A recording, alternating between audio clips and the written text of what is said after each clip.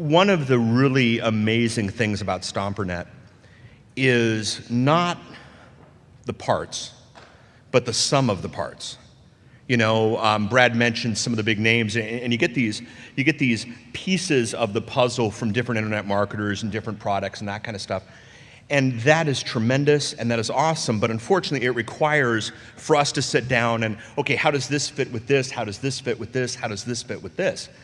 And one of the goals of stompernet is to tell the entire story, soup to nuts. I mean, you pay for it, you might as well get it, right?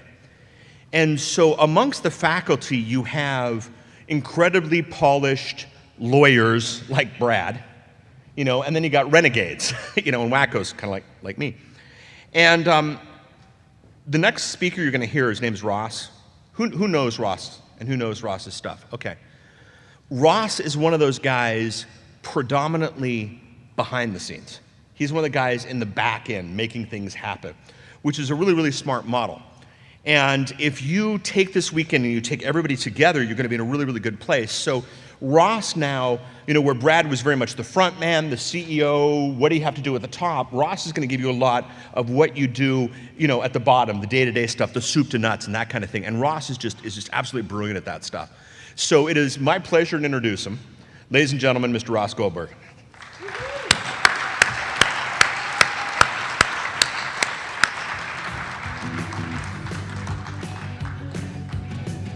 Yeah, I don't know. I don't run. Enjoy. Thank you.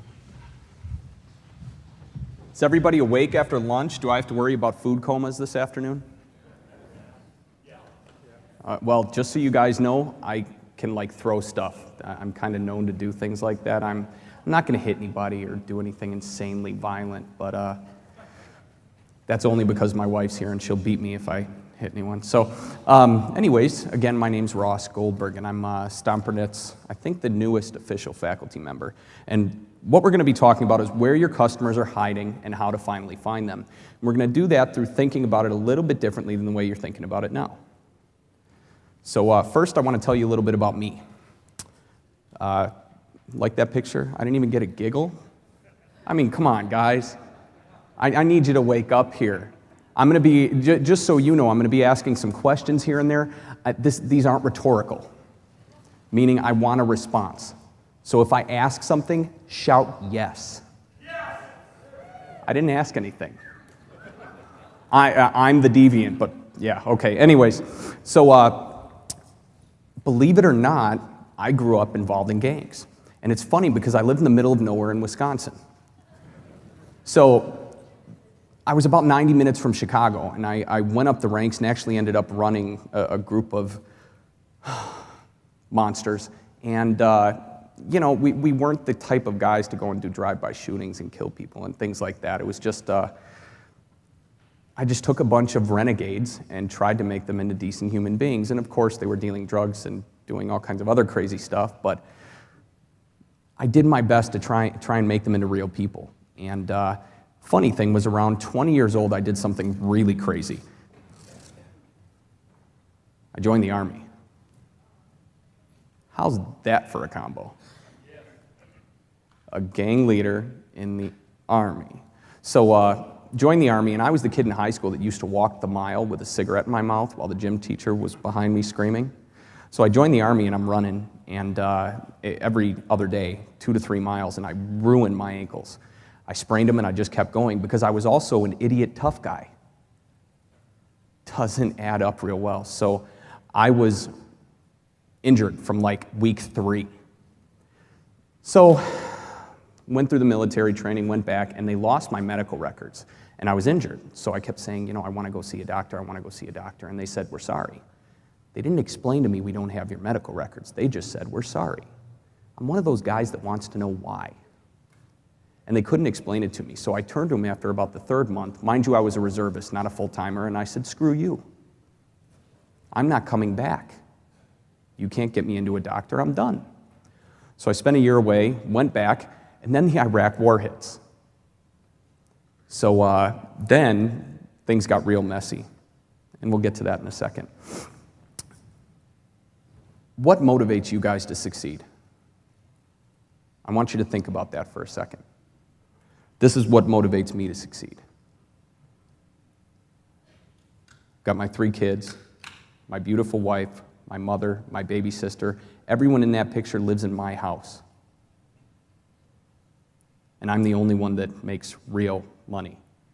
So that's my motivator, and you need to find yours. Just a quick side note. So, next thing that happened,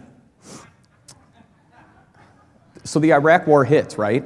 And every 6 months we had to go up to Minnesota as a group, my entire unit. We were what's called a Tier 1 unit, which means if there's war, you go. Bottom line.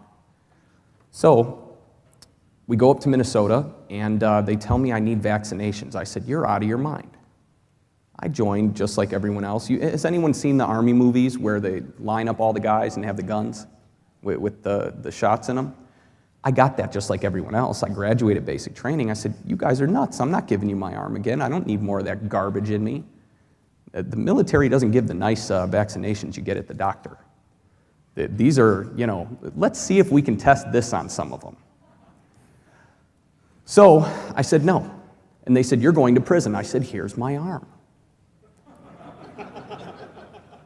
Nice and easy. So then 6 months later, they did it again. And then 6 months later, they did it again. And then my body shut off. I was disabled. I was going through University of Wisconsin for psychology, and they were paying us $1,000 a month.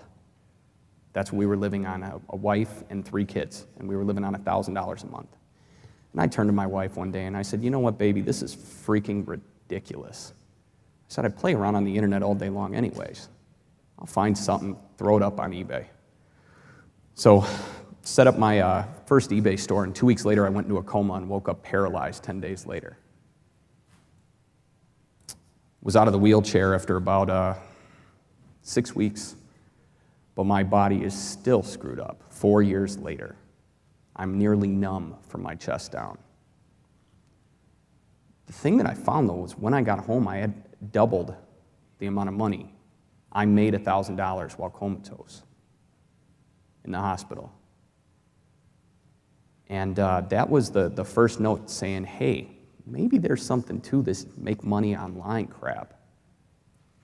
So spent a year building up that business and then had someone rob us, so we had to close it. Long story, you guys don't even want to know. Opened up an SEO company, hated doing the service part, closed that shortly thereafter. So turned to my wife and said, honey, what the hell are we going to do now? 2 businesses in a period of 90 days, shut them down, couldn't stand it. We're screwed again, by the way. What are we going to do? She said, okay, well, you don't want to do the SEO. Why don't you teach other people? Wrote my first ebook within 24 hours. And it's been history. I can rank for anything I want. I have systems. I believe I could rank for sex. It'd take me 9 years, but I could do it.